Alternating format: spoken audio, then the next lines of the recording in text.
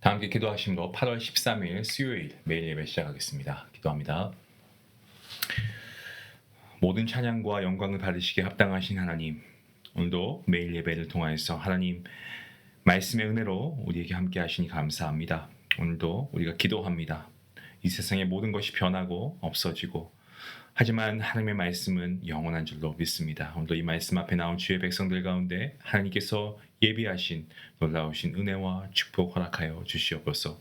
아버지, 오늘도 우리의 눈앞에 현실과 문제가 있습니다. 현실 가운데 문제가 있습니다. 하지만 이러한 우리의 시선을 이제는 우리가 눈을 들어 주님을 바라보게 하시고 이 땅이 아닌 천국의 소망을 두고 살아갈 수 있도록 인도하여 주시옵소서. 이 땅에 살아가는 동안 우리가 천국 시민으로서 부끄럽지 않게 하시고, 작은 일에도 우리가 정말 하나님의 주신 그 소명들을 우리가 잘 감당하기 위해 최선을 다하며 진실되게 또 우리의 주변을 돌아보고 정말 가난한 자를 돌아보며 하나님의 공의와 사랑을 실천할 수 있는 우리 모두가 되게 허락해 주시옵소서. 그래서 궁극적으로 우리가 복음을 전할 수 있는 주님의 귀한 복음의 메신저들 될 수 있도록 하나님 은혜 베풀어 주시기를 간절히 소원합니다. 아버지, 오늘도 우리가 드리는 이 예배가 정말 하나님 나라를 향해서 또 우리가 하나님의 구원받은 백성으로서 이 땅의 빛과 소금의 역할을 감당하는 데 있어서 아버지 좋은 믿음의 발걸음이 되게 허락하여 주시고, 오늘도 우리가 하나님의 말씀을 통하여서 우리의 삶이 변화되고 우리가 정말 예수 그리스도의 향기를 발할 수 있는 귀한 주님의 천국 백성 되게 허락하여 주시옵소서. 하나님께서 오늘도 이 예배 가운데 함께 하시고 인도하실 것을 믿고 감사하며 예수님의 이름으로 감사하며 기도하옵나이다. 아멘. 찬송가 370장 함께 하시겠습니다.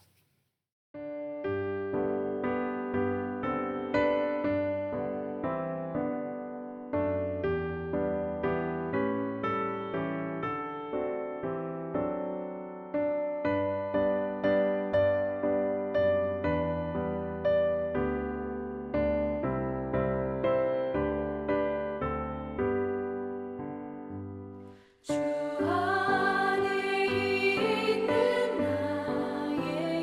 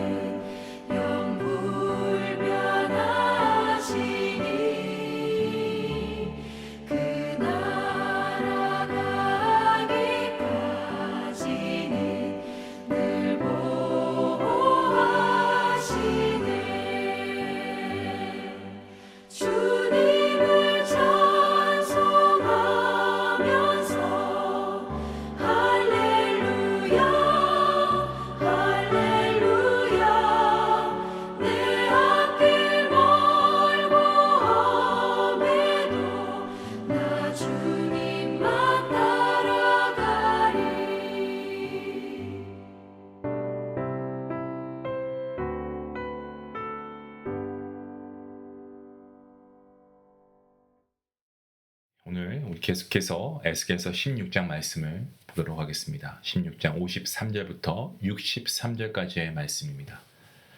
같이 함께 말씀을 읽을 때에 한 목소리로 함께 말씀을 읽길 원합니다. 53절 말씀부터 함께 봅니다. 내가 그들의 사로잡힘 곧 소돔과 그의 딸들의 사로잡힘과 사마리아와 그의 딸들의 사로잡힘과 그들 중에 너의 사로잡힌 자의 사로잡힘을 풀어주어 내가 내 수욕을 담당하고 내가 행한 모든 일로 말미암아 부끄럽게 하리니 이는 내가 그들에게 위로가 됨이라.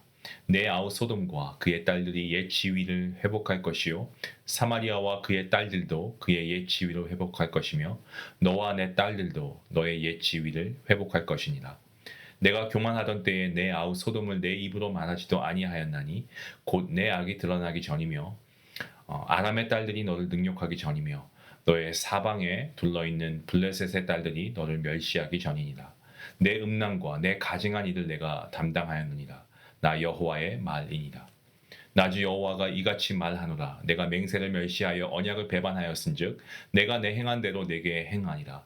그러나 내가 너의 어렸을 때에 너와 세운 언약을 기억하고 너와 영원한 언약을 세우리라. 내가 내 형과 아우를 접대할 때에 내 행위를 기억하고 부끄러워할 것이라. 내가 그들로 내게 딸을 주려니와 내 언약으로 말미암음이 아니니라. 내가 내게 내 언약을 세워 내가 여호와인 줄 내가 알게 하리니 이는 내가 내 모든 행한 일을 용서한 후에 내가 기억하고 놀라고 부끄러워서 다시는 입을 열지 못하게 하려 함이니라. 주 여호와의 말씀이니라. 아멘. 오늘 본문 말씀 하나님의 징계와 회복 그리고 새 언약의 약속에 대한 말씀 그런 내용이 담겨 있습니다. 오늘 본문은요 하나님의 공의하심과 공의로우심과 그리고 사랑하심 그리고 언약에 대한 신실하심을 명확히 보여주고 있는 아주 중요한 단락이라고 말씀드릴 수 있습니다. 본문 53절과 54절에서 예루살렘, 사마리아 그리고 소돔의 사로잡힘과 회복을 언급하고 있습니다. 특히 이 두 절 말씀 안에서 사로잡힘이라고 하는 이 표현 히브리어 성경으로 보면 7번이 반복이 되고 있는데요. 이것은 단순한 포로 상태를 넘어서 영적인 사로잡힘. 다시 말씀드리면 우상 숭배에 깊이 빠진 상태에서의 어떤 그런 회복을 뜻하고 있는 말씀입니다. 그러니까 반복되는 단어는 강조의 역할을 하죠. 그만큼 하나님의 구원이 절대적이고 강력하다라는 것을 보여주고 있습니다.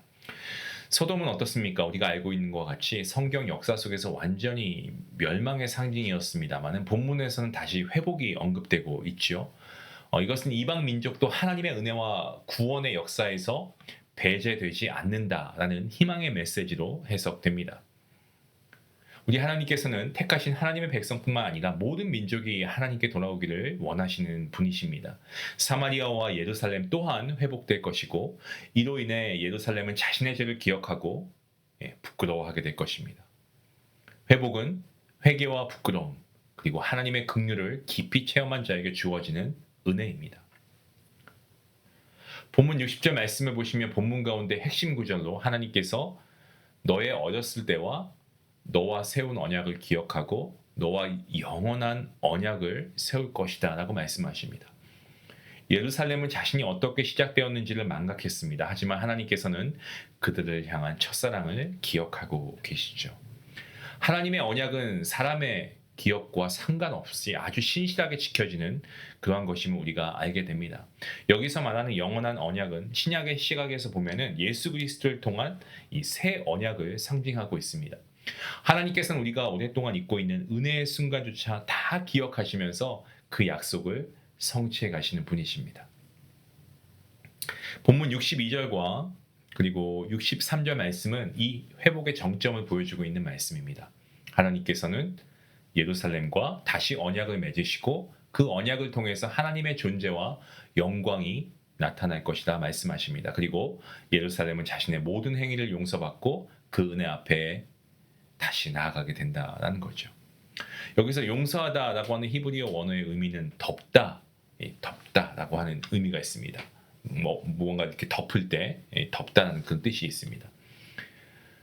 이것은 구약의 속죄 개념과도 연결되고요. 더 나아가서 주 예수 그리스도의 보혈로 우리가 죄가 덮임을 받는 신약의 복음과도 연결이 됩니다. 결국 의롭게 되는 것은요. 내가 무언가를 막 열심히 해서 이루었기 때문이 아니고 전적으로 하나님의 은혜로 덮임을 받았기 때문이다라는 거죠. 예루살렘은 성전이 되었고 제사 제도와 율법 그리고 절기 이런 것들을 통해서 하나님을 만날 수 있었던 특별한 도시였습니다. 하지만 그 특별함에 대한 감사와 책임이 결여가 되면 그 도시는 가장 악한 도성으로 전락하고 말죠.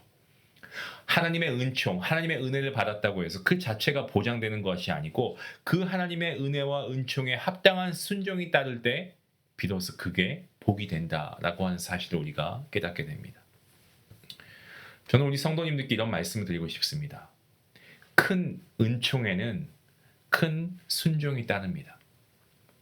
하나님께서 우리에게 주신 특별한 은혜와 구원은 반드시 우리의 삶으로 반응해야 할 소명이 동반된다라고 믿습니다. 예루살렘이 실패했습니다. 예루살렘의 실패는 하나님의 은총을 당연시 여기고 그 은혜에 감사하지 않았던 데서 비롯된 것을 우리가 말씀으로 묵상하고 보고 있지 않습니까? 성도 여러분, 오늘날 살아가는 저와 여러분도 마찬가지입니다. 하나님께 받은 구원의 은혜, 그리고 말씀을 들을 수 있는 이런 환경, 그리고 우리 사랑하는 믿음의 공동체, 우리 중요한 가족들, 이런 것들은 모두가 우리 예루살렘과 같이 특별하게 선택받았다는 것을 보여주는 증거 아니겠습니까? 그만큼 우리는 더욱 경건하고 그리고 정결하게 거룩하게 살아가야 할 의무가 있고요. 우상 숭배와 세속적인 유혹을 멀리하고 하나님의 말씀을 따라 살아가야 할 의무가 있다라는 사실입니다. 성도 여러분, 비록 우리의 삶이 겨자씨 하나처럼 작고 연약해 보여도 그 속에 하나님의 생명이 심겨 있다면 우리는 언젠가 큰 나무로 자라서 열매를 맺게 될 줄로 믿습니다.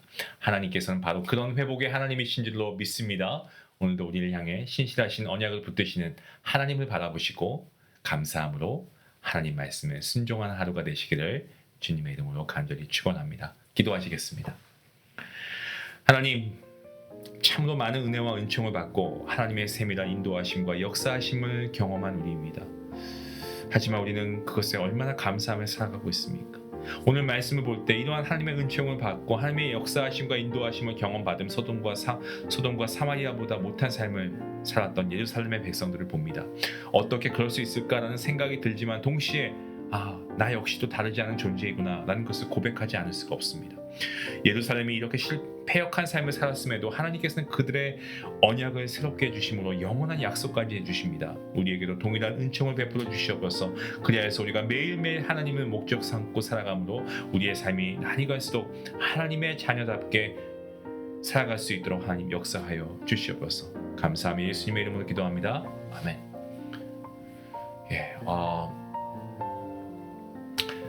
오늘 말씀을 통해서 우리가 적용해 볼 수 있는 것은 하나님의 은혜를 잊지 않는 삶이다라는 생각을 해봅니다. 예루살렘이 심판받은 가장 큰 이유는 자신이 어떤 은혜로 구원받았는가를 망각한 데 있죠. 우리 역시도 하나님께서 우리의 죄 가운데 우리를 구원하신 그 하나님의 놀라우신 은혜를 잊지 않고 그 은혜에 합당한 삶을 살아야 할 줄로 믿습니다. 오늘 하루 내가 받은 하나님의 은혜를 구체적으로 우리가 한번 돌아보고 그 은혜에 감사하며 살아갈 수 있기를 원합니다. 말씀 생각하시면서 함께 기도하시겠습니다.